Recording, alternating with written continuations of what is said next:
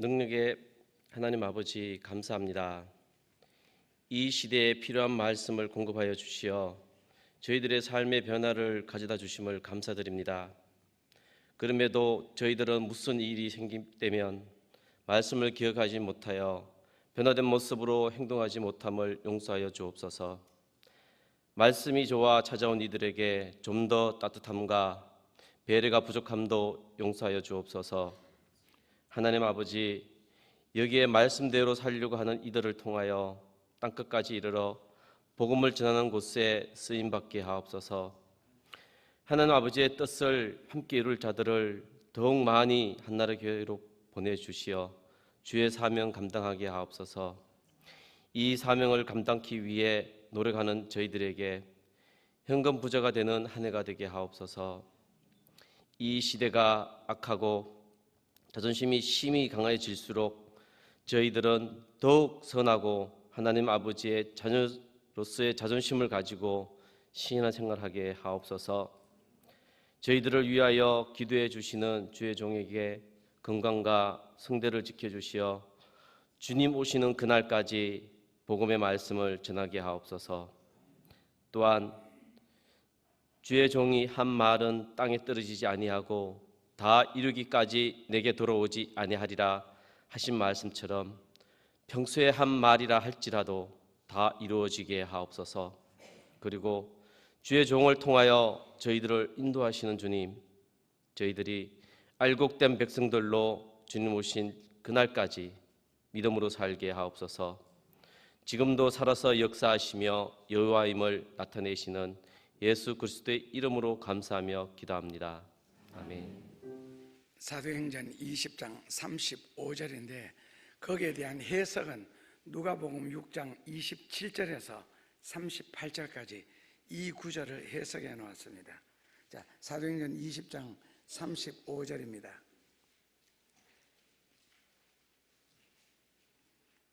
끝에서 두 번째 줄, 주는 것이 받는 것보다 복이 있도다. 오늘 그 말씀입니다. 주는 것이, 같이 한번 봉독하겠습니다. 주는 것이 받는 것보다 복이 있도다. 어디에 있어요? 성경 어디에 있어요? 사도행전 20장 35절입니다. 주는 것이 받는 것보다 복이 있도다. 자, 이 성경을 누가복음 6장 27절에서 38절까지 해석을 해놨습니다. 조금 넓은 각도로 해석을 했습니다. 누가복음 6장 27절에서 38절까지입니다. 자, 결론은 38절입니다. 같이 봉독하겠습니다. 주라, 그리하면 너희에게 줄 것이니 곧 후이 되어 누르고 흔들어 넘치도록 하여 너희에게 안겨주리라. 너희의 아래는 그의 이름으로 주라, 그리하면 내가 너희에게 줄 것이니 곧 후이 되어 누르고 흔들어 넘치도록 하여 너희에게 안겨주리랍니다.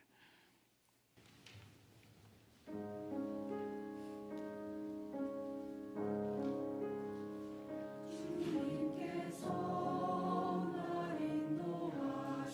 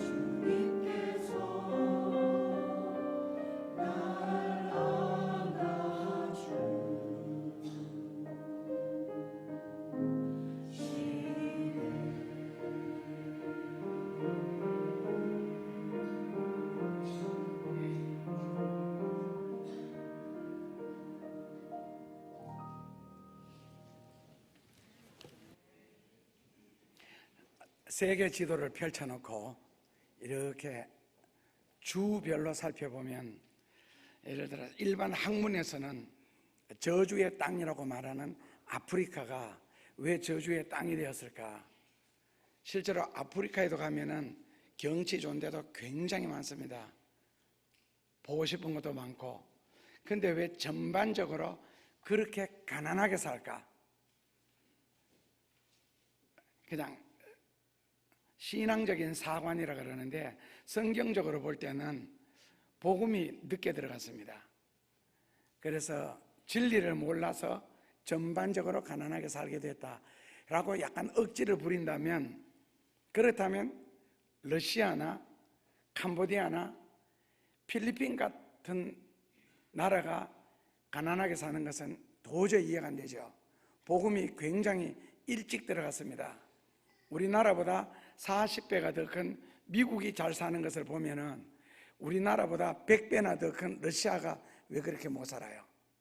근데 러시아나 필리핀이나 캄보디아에 공통점이 있습니다. 복음은 일찍 들어갔는데 복음 반대로 살았습니다. 그러니까 성경에는 이 복을 받는 방법이 굉장히 간단합니다. 딱 두 가지로 제시를 했는데, 그것도 요약하면 한 가지입니다. 그 두 가지가 뭐냐면은, 구약적으로 볼 때는 말씀을 순종해라고, 신약적으로 볼 때는 주는 자가 복이 있다. 딱 이 두 가지거든요. 그런데 말씀을 순종하는 자가 복이 있다는데, 그것도 주는 자가 복이 있다. 그 말씀을 순종하면 됩니다. 결국 네팔도 마찬가지고, 네팔 가서 집회를 한다면서 사람들에게 한번 질문했습니다. 여러분들은 받을 때가 행복해요, 줄 때가 행복해요? 그러니까 대답이 똑같았습니다. 받을 때가 행복하다는 거예요. 받는 자가 복이 있어요, 주는 자가 복이 있어요? 그러니까 받는 자가 복이 있대요. 그런데 다른 나라하고는 좀 달리 네팔 사람들은 한국 사람들이 돈으로 보이는가 봐요. 하여튼 보면은 얼마 전에도 그냥 한 친구하고 한번 사귀려고 한번 제시를 해봤거든요. 딱 메일을 2번 주고받았는데, 세 번째 메일 내용이 나는 살기가 너무 어렵다, 우리 집은 힘들다, 나는 지금 학생이다, 공부를 해야 된다, 등록금을 내야 된다, 처음부터 끝까지 돈 달라는 소리밖에. 그래서 바로 끊었습니다. 근데 그거는 선교사들도 그렇고 목회자들도 그렇고 하여튼 평신도들도 그렇고 왜 그런지 모르겠어요. 그런데 러시아나 캄보디아나 필리핀 같은 데서 가난하게 사는 이유는요, 주는 거 절대로 좋아하지 않습니다. 아주 받는 것에 몸이 너무 익숙해 있고, 그리고 요구를 하고요. 오바마 대통령이 캄보디아에 2번 갔습니다. 2번 다 갔다가 훈센 총리하고 대화하는 도중에 턱도 안 되는 요구를 하니까 오바마가 바로 2번이나 미국으로 돌아갔습니다. 뭐냐면은 어느 나라에서는 이걸 내주고 다른 나라에서는 이런 걸 내주는데 너는 왜 이런 걸 아무것도 안 해주느냐, 처음부터 끝까지 달라는 이야기. 그러니까 미얀마도 그렇고 다 지하 자원이 나는 나라들이잖아요.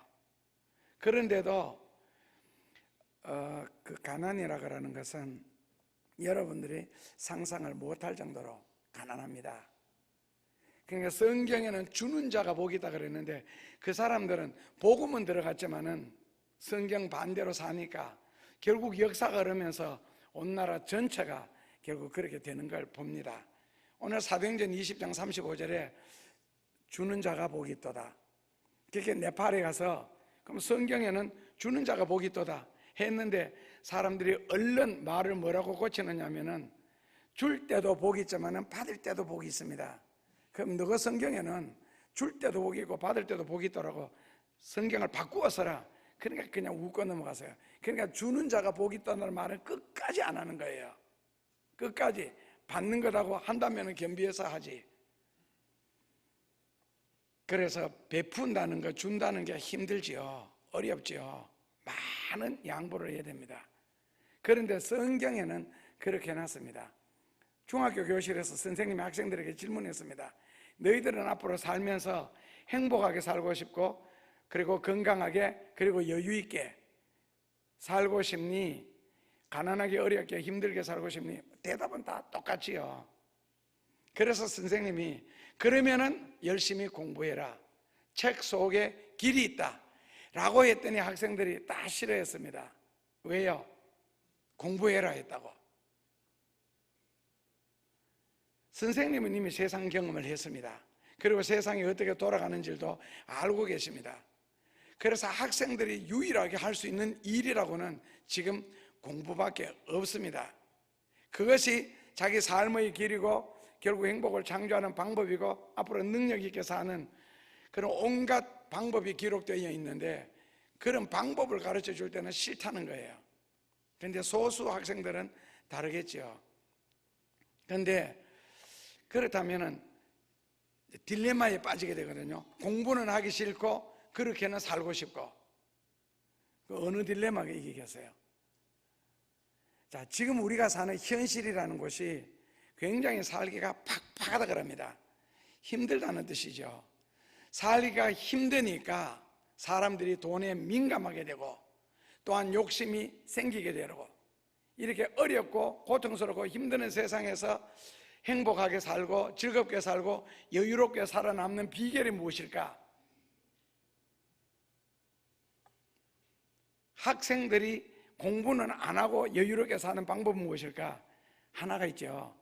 아버지가 열심히 노력을 해서 돈을 많이 벌어놓고 죽으면 됩니다. 그걸 누리면 되니까요. 그런데 그것이 과연 얼마나 갈까? 그 다음에는 성경적으로 말하면 어려운 세상, 힘드는 세상, 팍팍할수록 더 여유롭게 행복하게 앞으로 살아남는 비결이에요. 무엇일까 했을 때 딱 성경은 한마디로 요약을 했습니다. 사람들은, 그렇게 신자들은 믿으면 된다, 기도하면 된다, 헌신하면 된다. 답 틀렸습니다. 기도하면 되고 믿으면 된다는 것은 그는 가는 과정이지 절대로 그것은 답이 아닙니다. 답은 이미 말씀드렸죠. 구약에서는요, 말씀을 순종하는 것, 신약에서는 오늘 사도행전 20장 35절 주는 자, 그러니까 주는 자가 복이 또다. 이게 이제 아까 누가복음 6장 38절에서는 풀어놨죠. 주라, 베풀어라, 그리하면 내가 너에게 주겠다. 그리고 흔들어 넘치도록 안겨주겠다. 그런데 그 말씀이 순종이 안 되니까 결국에는 가능하지 않는 거거든요. 베풀어야 너가 살아남는다, 주어야 너가 앞으로 복을 받는다. 근데 사람들은요, 내가 먹고 살기에도 힘드는데, 그리고 설령 먹고 살게 있다 할지라도 남에게 베풀어 버리면은 그럼 앞으로는 내가 어떻게 사는데? 맞지요? 앞으로 내가 어떻게 살 건데? 그러니까 성경을 대하면서, 우리가 하나님을 대하면서 한 가지를 빼버리면은요, 성경은 일종의 문학이고 책입니다. 바로 하나님의 축복이라는 것, 하나님의 능력이라는 것. 그러니까 성경에서 하나님을 빼버리면은 지금 논리들이 맞습니다. 베풀어라, 주는 자가 복이 있다, 섬겨라. 그럼 나는 어떻게 사는데? 하나님이 빠지면은 못 살지요. 그런데 그 말씀을 하신 분이 하나님이시고 하나님이 그 말씀에 대해서 책임을 져 주신다면, 그럼 나는 어떻게 사는데? 앞으로는 어떻게 되라고 하는 이 질문 자체 하는 것이, 그런 식으로 머리가 돌아가는 것이 성경적으로는 악하다 그럽니다. 세상에서는 그걸 지극히 당연하게 생각하는데 세상에서는 당연하지요. 왜냐하면 세상은 악마에게 속하기 때문에 악마식으로 머리가 돌아가는 게 당연한데, 성경적 의식구조는 그런 것 자체를 이해를 하지도 않고 용서도 안 하고 용납도 하지 않습니다. 어려운 세상, 힘드는 세상일수록 너가 앞으로 여유롭게 살고 잘 살고, 그리고 이 세상에서 살아남기 위해서는 섬결합니다. 진리의 요구가, 그리고 하나님의 요구가. 그렇다면 이제 문제는, 답은 간단하죠. 여러분들이 하나님을 믿느냐, 하나님을 믿지 않느냐, 거기에 답이 있는 것이지 다른 모든 이론들은 필요가 없어졌습니다. 정말 내가 하나님을 믿느냐, 아니면은 그냥 하나님을 믿는다는 기독교라는 하나의 종교를 가졌느냐. 미국에서 조사해서 나온 것 결론 중에 하나가 교인들이, 즉 하나님을 믿는 신자들이 과연 자기가 기도한 것을 믿을까? 답은 믿지 않는답니다. 목사들이 자기가 소개하는 하나님, 자기가 설교하는 하나님, 자기가 읽는 성경을 정말 그대로 믿을까? 답은 믿지 않는답니다.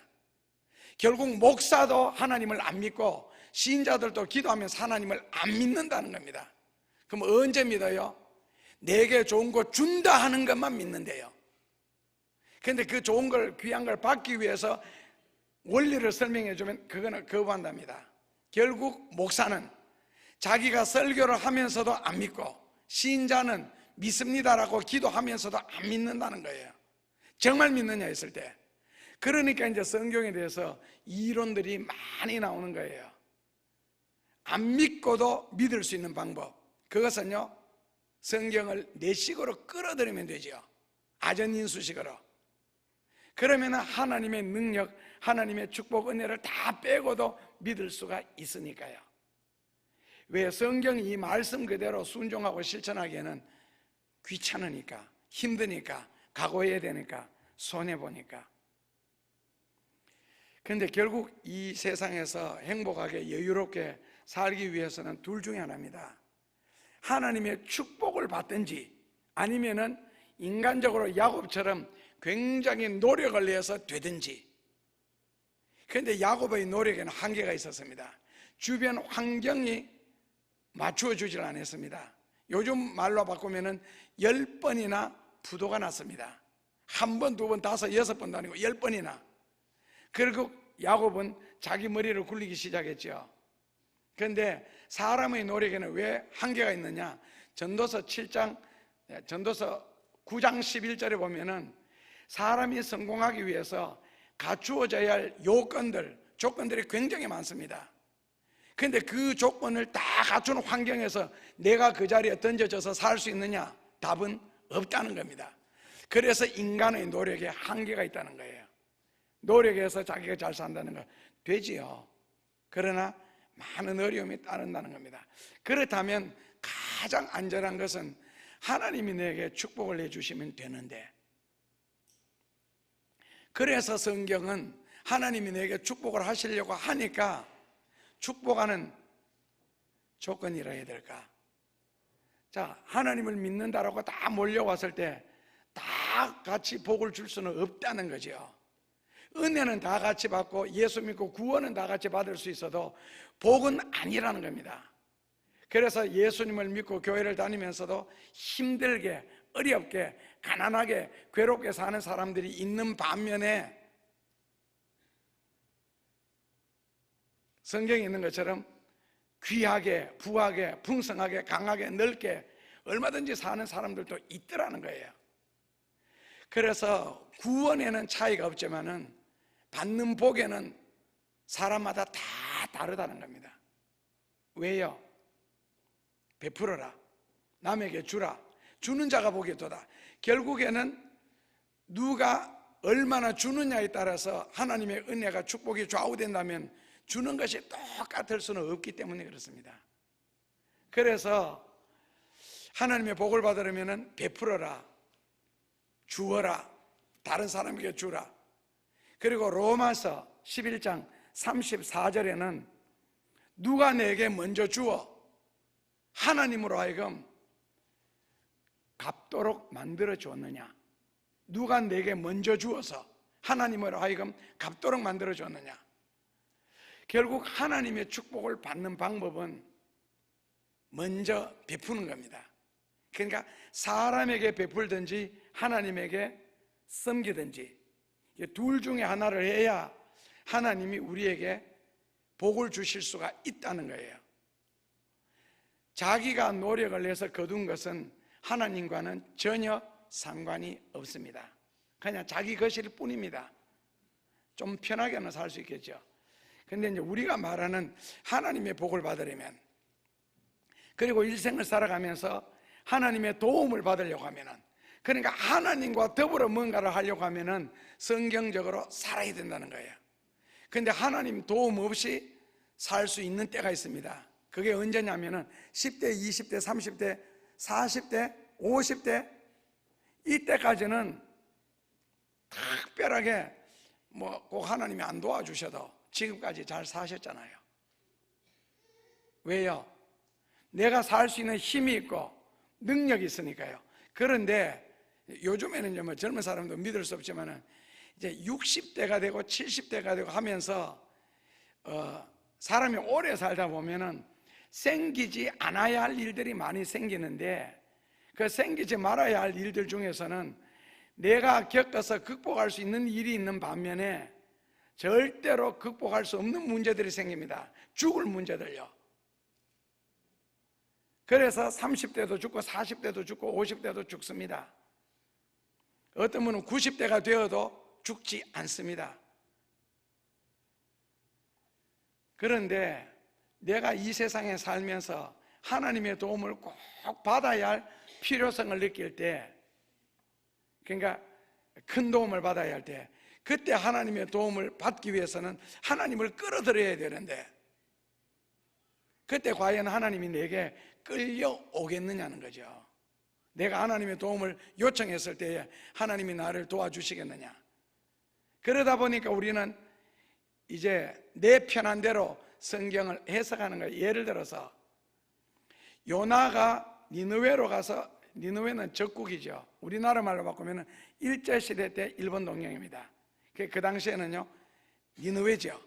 거기 가서 복음을 전해서 그 사람들로 하여금 회개하고 예수 믿도록 하라 그랬는데 싫은 거예요.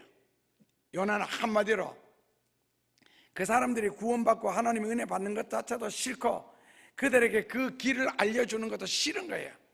그래서 결국 배를 타러 가서 니느웨로 가는 배가 마침 와야 되는데 마침 스페인 쪽으로 가는, 지중해 쪽으로 나가는 배가 다 있었습니다. 이거 하나님의 뜻이다. 내가 계획하는 대로, 생각하는 대로 지금 되어가고 있다. 과연 그게 하나님의 뜻이었어요. 결국 출발까지는 좋아요. 어느 정도는 갔어요. 배에서 편하게 잠도 잘 수 있었는데 결국에는 자기만 망한 것이 아니라 남들까지, 주변까지 다 망하게 한 후에 그 다음에는 큰 물고기에 의해서 니느웨 해변에 뱉도록 만들었습니다. 결국 하나님은 하나님의 목적을 이루시는데 사람들은 지금 역행하면서도 이게 하나님이 뜻이다 이렇게 해석을 해버리는 거예요. 성경을요. 그럼으로써 이제 편하게 살겠다는 거예요. 그러니까 꼭 하나님의 개입 없어도.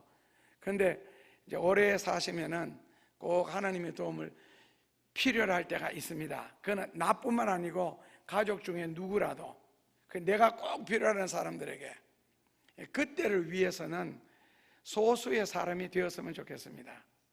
왜냐하면 고린도전서 10장에 보면은 하나님은 다수를 기뻐하지 아니하신다. 조금 더 나가면은요, 교실에서 학생들에게 공부해라 그랬을 때에 몇 명이 공부합니까? 글쎄, 일반 신학에서는 예를 들어서 이 헬라어나 히브리어 원어를 가르칩니다.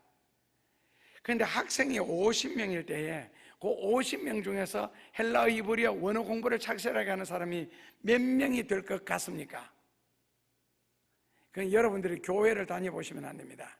이 교회 저 교회를 많이 다녀보시면 압니다. 과연 몇 명이 그 공부를 했는지. 하신 분들은 확실히 성경 해석이 다릅니다. 그렇다면 하나님께서 우리에게 어떤 진리를 던져줬을 때, 이렇게 살라고 했을 때에 그렇게 사는 사람들이 몇 사람이겠어요? 소수입니다. 아주 소수입니다. 그렇기 때문에 하나님이 들어서 쓰신다는 것도 아주 소수지요. 그리고 역사는 항상 소수에 의하여 이끌려갔고, 그리고 다수는 바로 주변이 되었습니다. 변두리요. 그러니까 만약에 자기가 하는 일에, 자기가 역사의 주인공이 되고 싶으면 어떤 전공 분야를 가졌든지 무슨 일을 하든지 간에, 그래서 성경의 조건은 하나님의 말씀을 순종해야 되는 거거든요. 그래야 하나님이 나를 쓰실 수가 있다는 겁니다. 결국 진리를 거부하는 자, 공부하기를 거부하는 학생들, 지금은 넓은 길이 편합니다. 왜? 편한 길이니까요. 그런데 소수들은 좁은 문, 좁은 길을 선택하죠. 그리고는 그 길이 갑니다. 그러니까 드라마를 봐도, 영화 주인공을 봐도 넓은 길, 넓은 문에서 편한 곳에서 주인공이 되는 사람을 저는 본 적이 없습니다. 드라마 한 편을 볼지라도 남들이 안 겪어야 할 고생까지 다 겪습니다. 그걸 다 겪고 나니까 그 다음에는 주인공이 되는 것이죠.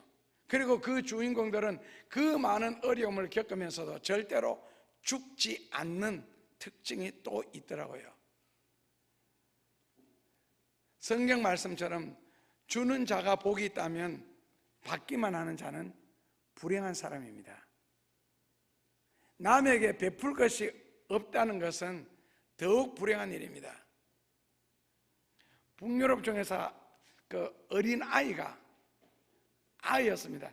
10몇 살이었는데, 물론 오래 살지는 못했습니다. 한 10년 살았는데, 한때 70년대 이야기라서요, 세계적으로 소문이 났습니다. 그러니까 부자들부터 힘 있는 사람들까지 비행기를 타고 그 아이의 손을 한번 잡기 위해서 몰려들었답니다. 이유는요, 그 아이가 전신마비입니다. 딱 움직이는 것은 눈하고 혀하고, 그리고 억지로 이렇게 손을 한번 움직이는 것 외에는 움직일 수 있는 것이 아무것도 없대요. 그러니까 야는 365일 침대에 누워 사는 거예요. 그런데 사람들이 왜 모여들었겠어요? 그 아이의 손을 한번 잡으면은 그냥 소문에는 그렇게 났습니다. 어떤 병에 걸렸든지 거의 다가 병이 났대요. 그리고 때로는 소원까지도 이루어졌고, 그러니까 가는 거예요. 그 아이가 할 수 있는 유일한 일은 누워서 기도하는 거예요. 그러니까 하나님이 또 그런 능력을 행하도록 해주셨고요. 남에게 베풀 것이 없다, 베풀 것이 없는 것이 아니고 베풀 마음이 없겠지요. 아니면은 욕심이 허락지 않든지, 그게 싫은 거예요. 옛날에는 아들을 10명씩 12명씩 낳고도 저것끼리 컸습니다. 엄마가 빨래하러 갈 때는요, 새끼줄에다가 허리를 묶어가 마당에다 말목을 쳐놨습니다. 혹시 어디 갈까봐. 이제 크는 위에 아이들이 밑에 아이들을 돌보도록 이렇게, 그러면서 똥 싸고 온갖 짓 다 돼도 그때는 진짜 먹을 것이 없었거든요. 요즘에는 먹을 것이 없는 사람이 몇 사람 되겠어요, 우리나라에. 그리고 여러분들 가정에 입는 옷이 많아요. 그 좋은 옷, 비싼 옷, 안 입는 옷이 많아요. 사용하는 밥그릇, 접시가 많아요. 안 사용하는 그릇이 많아요. 그러면서도 기껏해가 하나, 많으면 둘 낳습니다. 심할 경우에는 3까지 낳고요. 그런데도 그 하나 둘 낳았다고 정부에서 낳았다고 돈 주고, 키우라고 매월 돈 주고, 저거가 낳았는데 복지 운운하려거들랑 젊었을 때 돈을 벌 수 있는 능력 있는 사람에게 맡기지 말고 노인들에게 주시죠. 내가 밥 먹는데 왜 남이 밥을 먹여줘야 됩니까? 저는 국회의원 나갈 일이 없으니까 저는 무료보식 반대합니다. 밥을 먹으면 돈을 내야죠. 세상에 공짜가 어디 있습니까? 조선시대 때 임금 아시죠? 이 백성들이 너무 가난하게 사니까 어떻게 하면 잘 살게 할까 고민하다가 집현전에서 책을 만들어라 그랬습니다. 그래서 책을 만들었습니다. 이만큼 두꺼운 거. 왕이 화를 내셨죠. 이 두꺼운 책을 언제 다 읽고 터득해서 살아서 부자가 되느냐. 다시 계속해서 책이 점점 얇아졌는데 마지막에는요, 한 줄짜리 딱 해가오니까 임금님이 굉장히 크게 기뻐하더래요. 그 한 줄짜리가 아시죠? 세상에 공짜는 없다는 거. 만약에 공짜로 내가 누구에게 뭔가 얻었거나 얻어먹었다면 반드시 그것을 갚아야 할 날이 있을 겁니다. 그리고 대체로 사기꾼들도 우리한테 접근할 때 어떻게 합니까?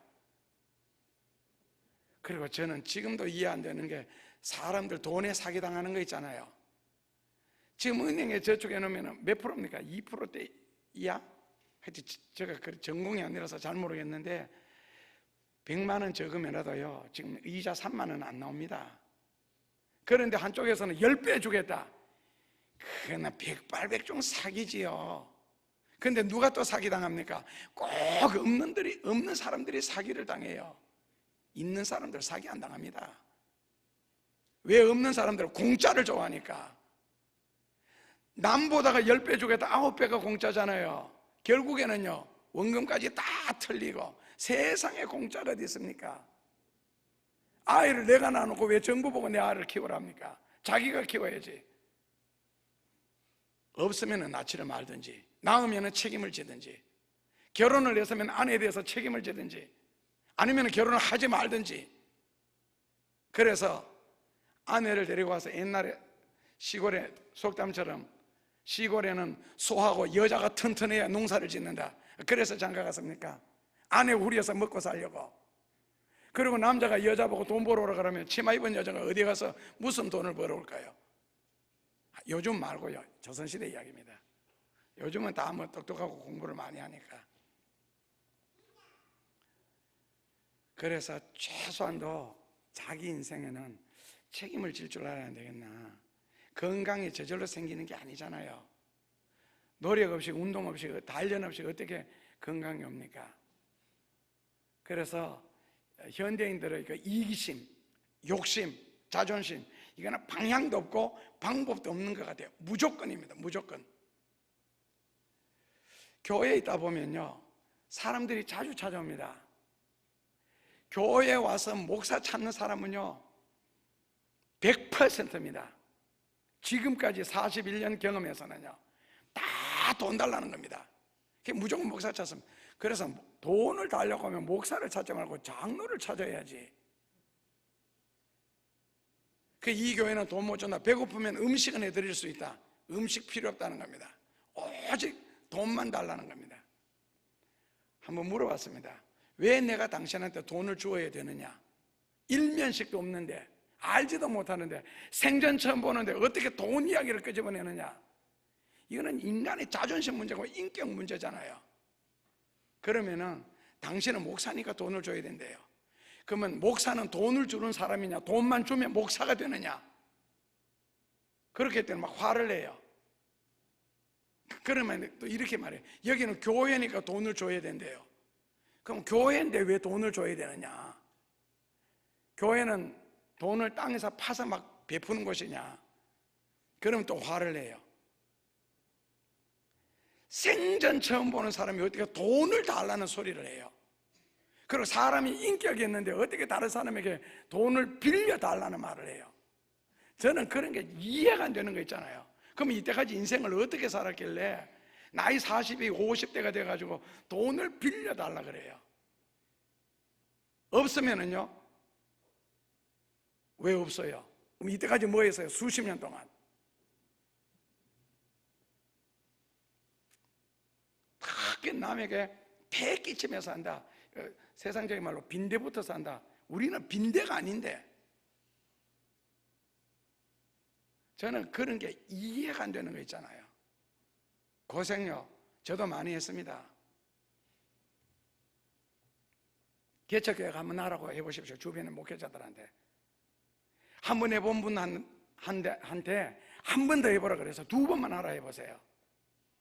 한 번은요 다 도와줍니다. 주변에서 도와줍니다. 친인척들이 도와주고요. 한 번은 됩니다. 그러다가 몇 년 지난 후에 문은 닫지요. 유지가 안 되니까 계속 안 도와주거든요. 7번 하라고 한번 해보십시오. 저는 한 번 하면서부터 7번 하면서부터 똑같습니다. 한 번도 도움을 받은 적이 없습니다. 사람들에게요. 사람들에게가 아니고 교회나 노회나 총회에서요. 그러니까 하나님이 다른 방법으로 역사를 해주셨어요. 주로 환자들을 만나게 해서 기도해서 병 낫도록 해서 그런 식으로 교회를 짓고 그런 식으로 유지하도록요. 결국 의식 구조 문제입니다. 남한테 빌려서 사는 사람은요 지금 빌려주지요 조금 이따 또 빌려줘야 돼요. 그러니까 자기 집에 샘을 파지 않는 사람은 계속 물러들어 다녀야 됩니다. 그거 떨어지면 또 가야 되고 떨어지면 또 가야 되고. 그러니까 한 번은 고생을 하고 힘들어도 해야 됩니다. 아니라도 어제 참 필리핀에서 전화 왔습니다. 한 동네에 우물 한두 개씩만 파주면은 모든 사람들이 편하게 살 수 있다고, 거기다 성경 구절 붙여주고 누가 파줬다는 거 그거 붙여놓으면 물 푸는 사람들마다 그걸 보고 감사함을 느끼고 또 예수님을 교회를 한번 생각할 수 있도록 해주라고. 그분이 요구한 것은 아닌데 해주겠다 그랬습니다. 우물 하나 파는데 약 150만 원 정도 듭니다. 물론 기계식으로요. 피압수를 파는 거죠. 우물을 파는 게 아니고. 깊이 안 들어가면 물 마릅니다. 건기 때는요. 그래서 피압수를 바위 밑에서 볼리는 거, 그 밑에는 물이 마르질 않으니까요. 150만 원 하면은 한 동네가 편하게 살 수 있습니다. 그러니까 한 번은 힘들어도 돈은 들어도 해야 되는데 그게 힘들다고 안 하면은 계속 물러들어 다니는 거예요. 도움을 주는데도요 한계가 있습니다. 사랑하는데도 저 몇 년 후배가 딸아이예요. 영천 사람인데 처녀가 보면 참 어른들이 좋아하는 형 있잖아요. 토실토실한 데다가 피부 뽀얗고 덩치도 있고 괜찮아요. 그런데 7남매에서 자기가 4번째 태어났는데 자라면서 하도 집도 부유하고요 사랑을 많이 받아서 자기는 꼭 결혼을 베푸는 사람에게 하고 싶대요. 불행하고 어려운 사람. 그러다가 마침 만나서요 고아를 한 명 만나서요. 자기보다 나이는 2살 많고. 그런데 2년 동안 사귀면서 자기가 소원이 이루어지니까 무척 베풀었답니다. 그리고는 시집은 다른 남자한테 갔습니다. 그 남자는 지금 목회하고 있고요. 굉장히 사모가 됐는데 왜 그랬니? 그랬더니 이게 처음에는 베풀고 할 때는 그렇게 기쁘더랍니다. 행복하고 자기 기도대로 되었으니까. 2년 정도 하고 나니까 지치더랍니다. 그리고는 상대편은 받는 것이 당연하고 심지어는 요구까지 하더랍니다. 달라고. 그것도 한두 번이었는데 한 2년 지나면서 싫더래요. 너무너무 싫더래요. 그래서 결국에는 헤어지고 시집을 딴 데 갔습니다.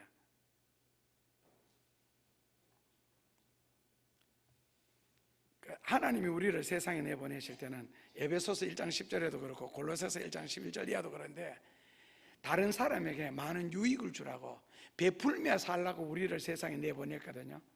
그럼 우리가 도울 사람들이 있어요. 장애인들요, 스스로 살 수 없는 사람들요, 그리고 성경적으로 말하면은 그 당시 나이로는 60세 넘은 참 과부요. 그러니까 홀로 살 수 없는 그런 사람들을 도우래요. 건강한데, 근데 교회 얻으러 오는 사람들 보면요 다 멀쩡한 2다리 가지고 옵니다. 그리고 튼튼하고 건강하고요. 어제 진주에서 전화가 왔습니다. 어려운데 삶을 사는데 사람들을 부르는데 버섯 농사를 짓는데 한 사람을 아침에 부르면은 최소한 3끼 먹여주고 간식 2번 주고 10만 원 이상 줘야 된답니다. 최소한 10만 원 이상이랍니다. 나가면은 돈 버는데 자기만 부지런하면 얼마든지 벌 수 있는데 자존심 때문에, 게으름 때문에, 그러면서 다른 사람에게 피해를 끼치고 산다. 그게 여러분들 이해가 됩니까? 그리고 성경에 누가 그런 식으로 해서 살았습니까? 그리고 하나님이 언제 그걸 우리에게 요구했어요?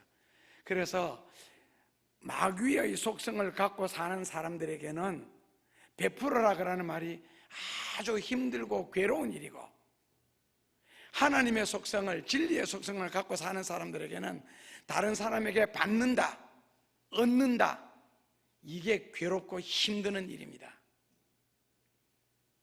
사마리아 여인이나 아브라함이 베풀다가 다 축복을 받거든요. 근데 아비가일의 남편 나발 같은 경우에는 인색하다가 죽임을 당하게 됩니다. 그 아비가일은요 베풀다가 큰 은혜를 받게 되고, 오늘 누가복음에서 산상교훈의 결론이 나와 있습니다. 아까 6장 27절에서 38절 그게 결론입니다.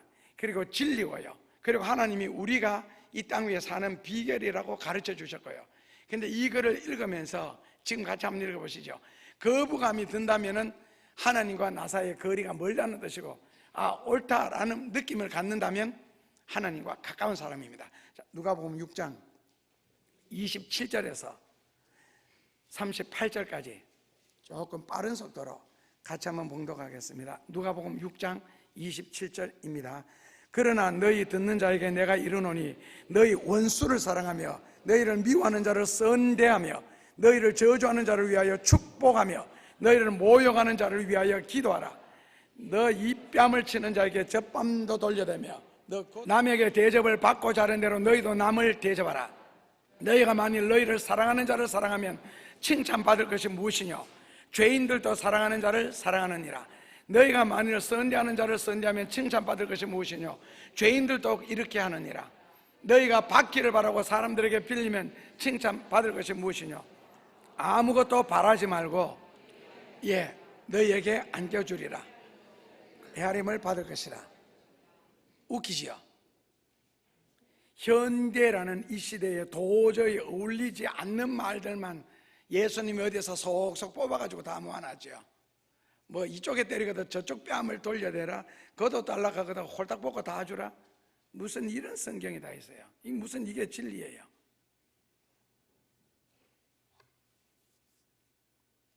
(31절이에요) 자, 남에게 대접을 받고자 하는 대로 너희도 남을 대접하라. 해석은 두 가지입니다. 소극적인 해석은요, 다른 사람이 내가 싫어하는 일 다른 사람에게 절대로 시키지 마라. 내가 원하지 않는 일 다른 사람에게 절대로 요구하지 말라는 뜻입니다. 남에게 대접을 받고자 하는 대로 너희가 남을 대접하라는 단어 뜻이요, 내가 싫거나 내가 원하지 않는 것은 남에게 시키지도 말고 남에게 요구하지도 마라, 그런 뜻입니다. 그러니까 어떤 집사님이 그러시더라고요. 여름에는 부모님 오는 것도 싫답니다. 부모님이 오는 것도 싫대요, 여름 손님요. 그렇다면 나도 피해 끼치지 말라는 겁니다, 다른 사람에게. 그 다음에 적극적인 해석은요, 짜장면을 얻어먹으려거들랑 니도 짜장면을 먼저 사주라, 그런 뜻입니다. 근데 더 적극적인 해석은요, 이게 이제 기도에 대한 결론이거든요. 마태복음에서는 구하라 찾아라 두드리라 그리하면 너희가 줄 것이다. 끝에 가서 남에게 대접을 받고자 하는 대로,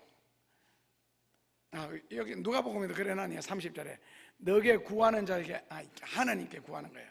마태복음에서는 결국 하나님으로부터 기도의 응답을 받고자 하는 자는 하나님께 응답받을 짓을 먼저 해라. 하나님께 은혜 받고자, 하나님께 복을 받고자 하는 자는 먼저 복받을 짓을 해라. 하나님의 사랑을 받으려면 사랑받을 짓을 먼저 하라는 뜻입니다. 즉 다른 사람들이 내게 어떻게 해줄 때 여러분들이 행복하고 기쁩니까? 즐겁고요. 남들이 내게 어떻게 해줄 때, 그렇다면 너가 남들에게 먼저 그렇게 하라는 거예요. 자, 기도가 이루어졌을 때, 기도가 응답받았을 때 굉장히 기쁘지요. 때로는 물질적인 것 같으면 축복도 크게 될 겁니다. 그렇다면 남에게 대접을 받고자 하는 대로 너희도 남을 대접하라. 하나님께 기도의 응답을 받고 싶은 자는 응답받을 짓을 먼저 해라. 더 다른 말로 바꾸면은 내가 기도를 드렸을 때 하나님이 응답해 주실 것을 믿고 기도의 응답을 받은 자처럼 행하라는 겁니다. 이게 이제 신명기 16장 16절에는 하나님께서 내게 복을 주신 것처럼, 내가 하나님의 복을 받은 자처럼 너는 지금부터 즐거워하라는 겁니다. 아직 복을 받지 못한 상태에서 복을 받은 자처럼 기뻐하고 즐거워하래요. 여기는요, 기도의 응답을 받은 자처럼 하나님 앞에 처신하래요. 그리고는 누가복음 6장 35절에요 둘째 줄에 아무것도 바라지 말고, 즉 보상을 바라지 말고, 아무것도 바라지 말고 보상을 바라지 말고, 그런 해석은 적극적인 해석이고, 소극적인 해석은요, 아무에게도 실망시키지 말고 아무에게도 정신적으로 피곤하게 하지 말고, 그런 뜻입니다. 누구한테 가서 돈 빌려도 부모 자식 간이라도 순간적으로 갈등합니다. 몰라 부모님이 돈을 주려고 뭉칫돈을 만들어 놓고 이 자식 빨리 와서 내한테 빌려달라, 돈 달라 소리 안 하느냐, 그런 부모 같으면 몰라도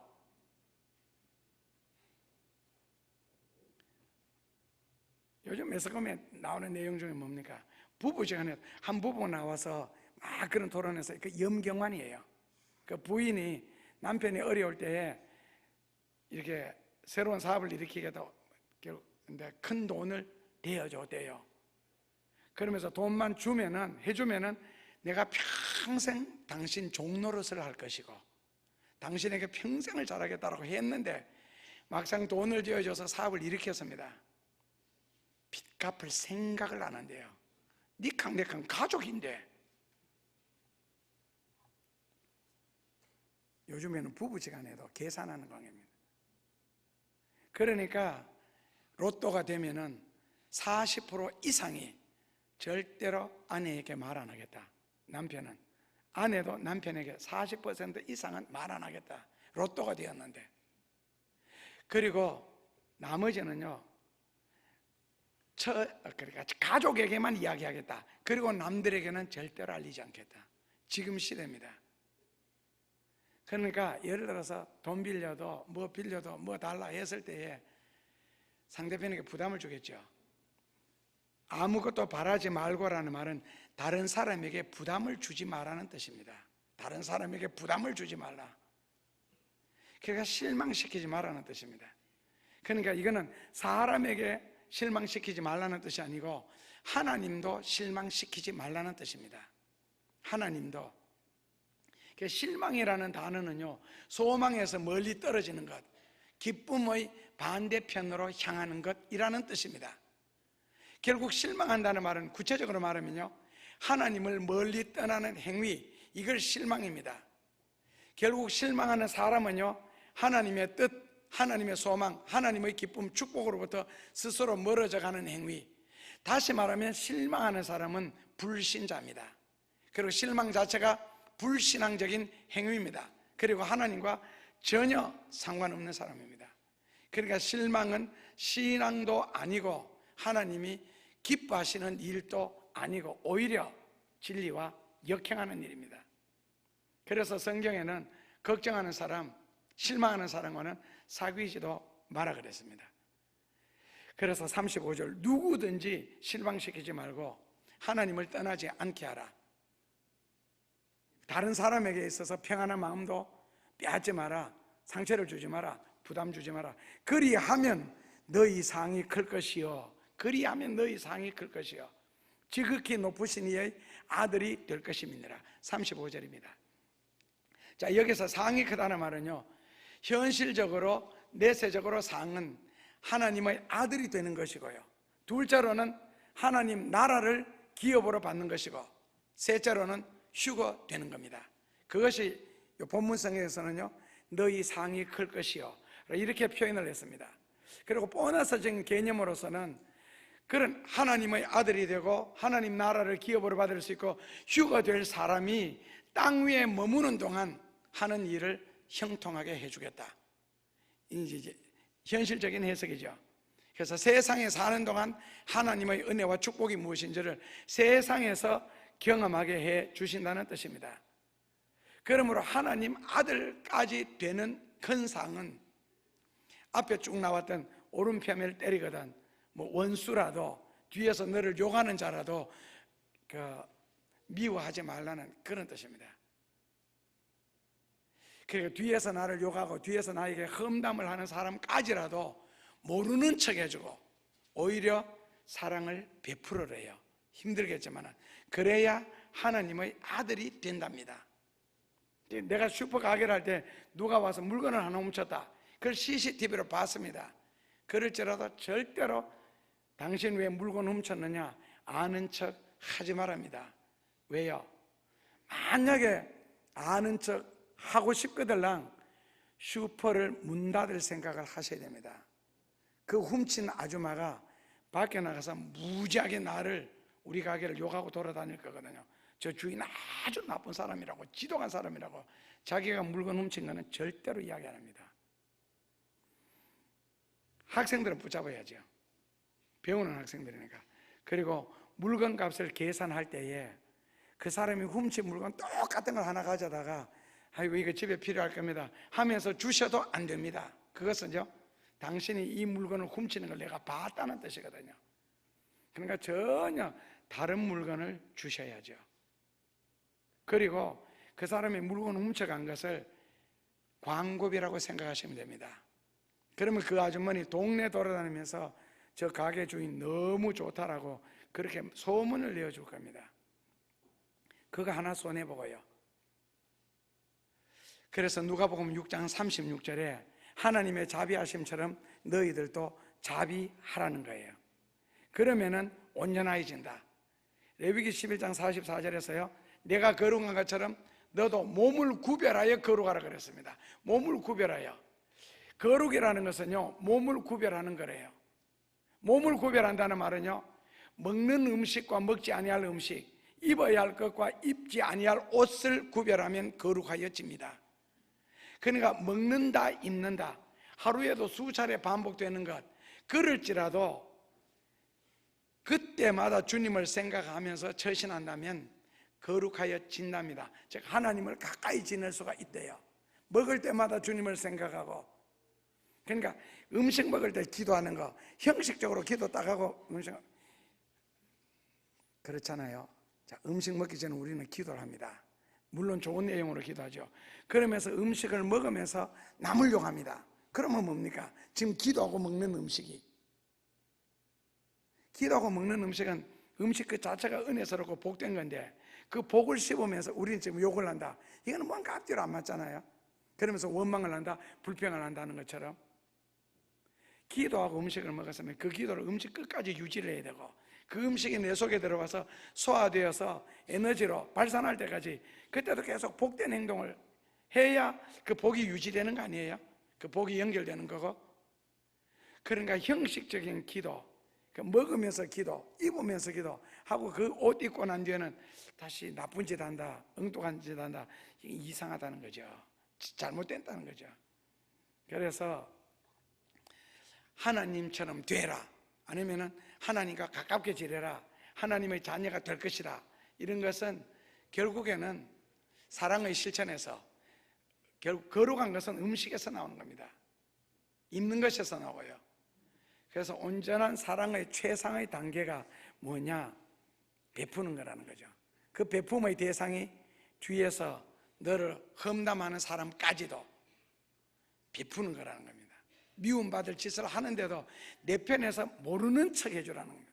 그리고는 덮어주고 오히려 베풀려고 하는 겁니다. 근데 이거요, 내만 결심하면 어려운 것이 절대로 아닌데 그게 어려운 이유는 자존심. 그래서 자존심 죽이는 것이 어렵지 성경을 실천하기가 어려운 것은 아니라는 겁니다.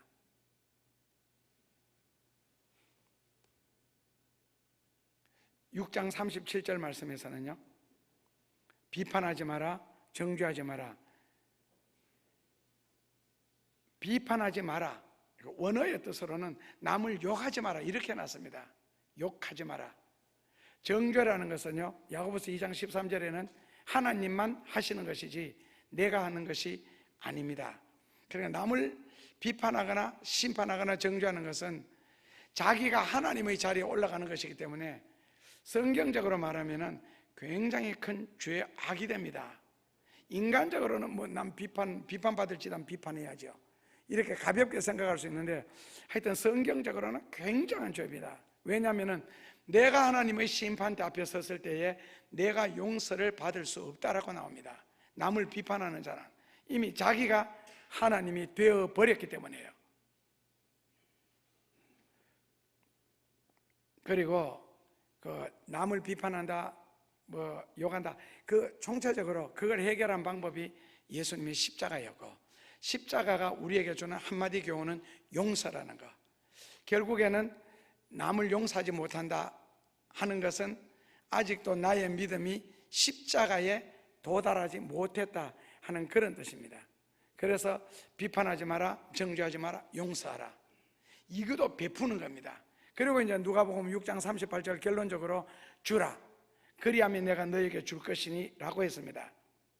첫째로는 하나님에게 드리는 거고, 둘째로는 사람에게 베푸는 겁니다. 블루머라는 신학자는 내가 하나님을 위하여 사는 동안, 그거는 빚 지우는 동안 이랬습니다. 내가 하나님께 빚 지우는 동안 하나님은 사람을 통하여 내게 갚아주신다. 그래서 주는 자가 왜 축복되냐? 성경에 세 가지가 나오죠. 첫째로는 6장 35절에 상이 크다. 그 상이 크다는 말은 질적으로 큰 가치가 있다는 뜻이고, 또 인간적으로는 세상에서 보상을 받는 걸 말하는데, 그 보상은 신명기 1장 11절에서는 1000배로 받는 거고, 둘째로는 누가복음 6장 35절에 보면은 상이 크다는 의미가 지극히 높으신 이의 아들이 된다, 이렇게 놨습니다. 교리적으로는 갈라디아서 3장 26절에 보면은 하나님을 믿으면 하나님의 아들이 되는데, 하나님을 믿고 하나님의 아들이 되는 것과, 그 다음에 마태복음 5장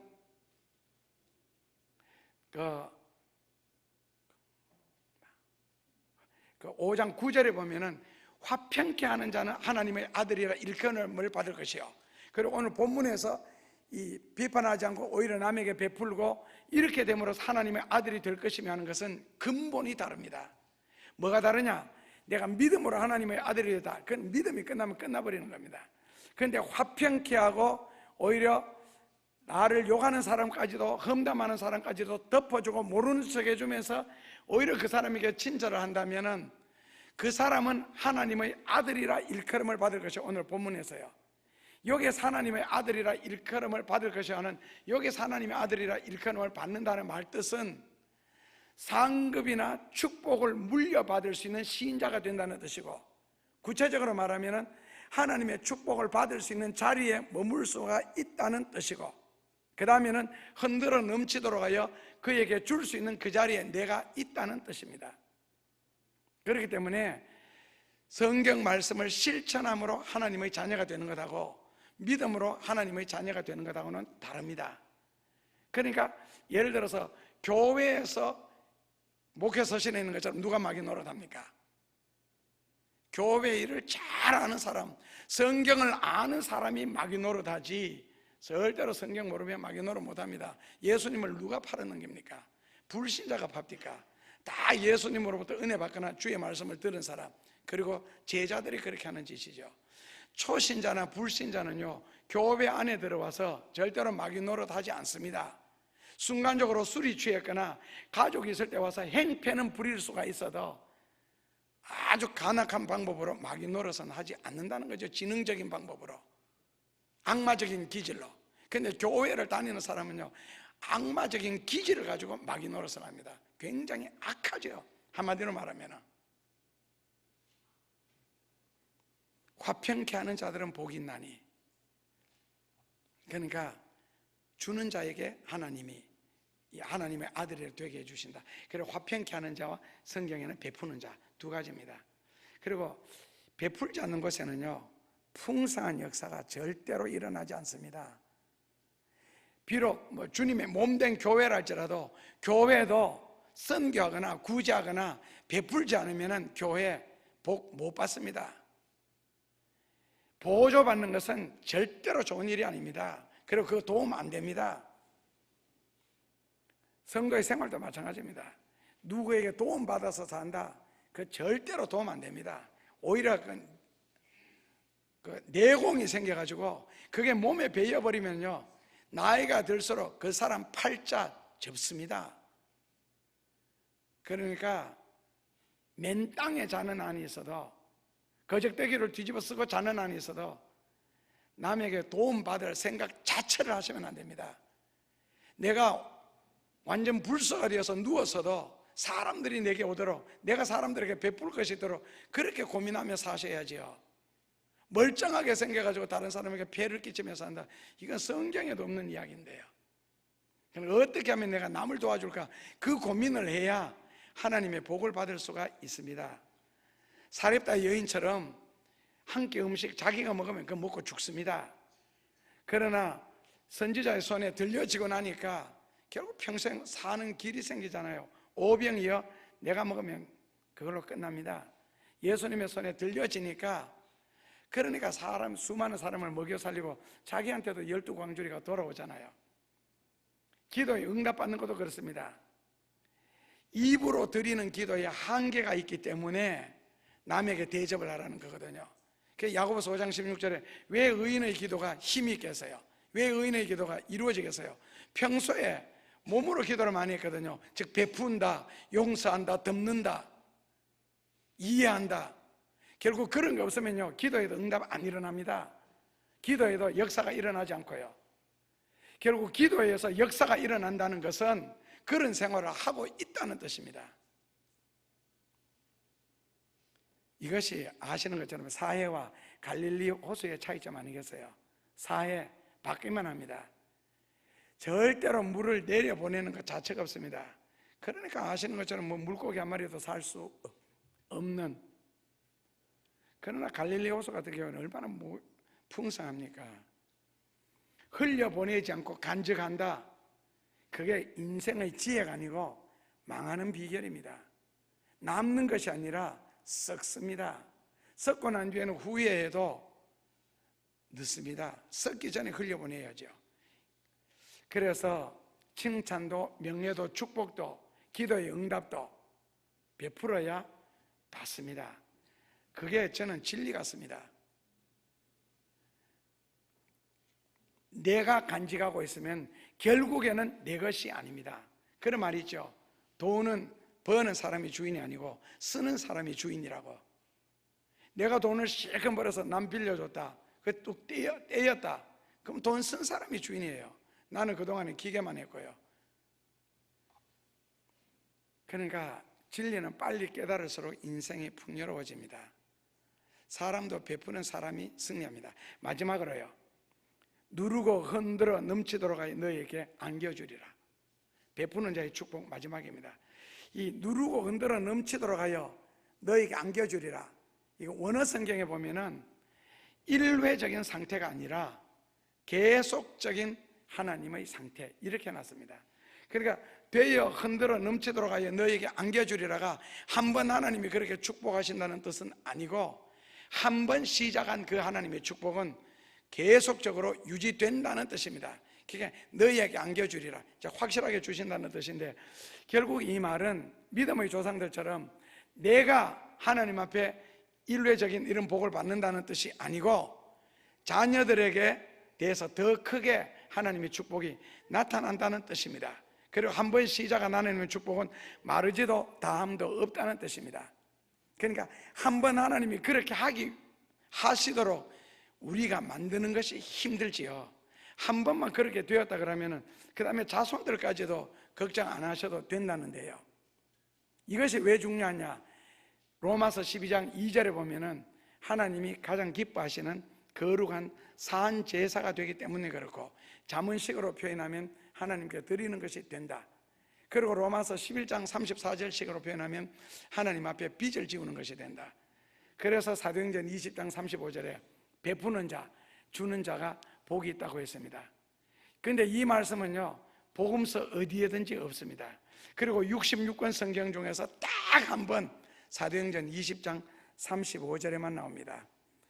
살기가 힘들수록, 팍팍할수록, 어려울수록 믿음을 따라, 진리를 따라 사셔야 미래가 있습니다.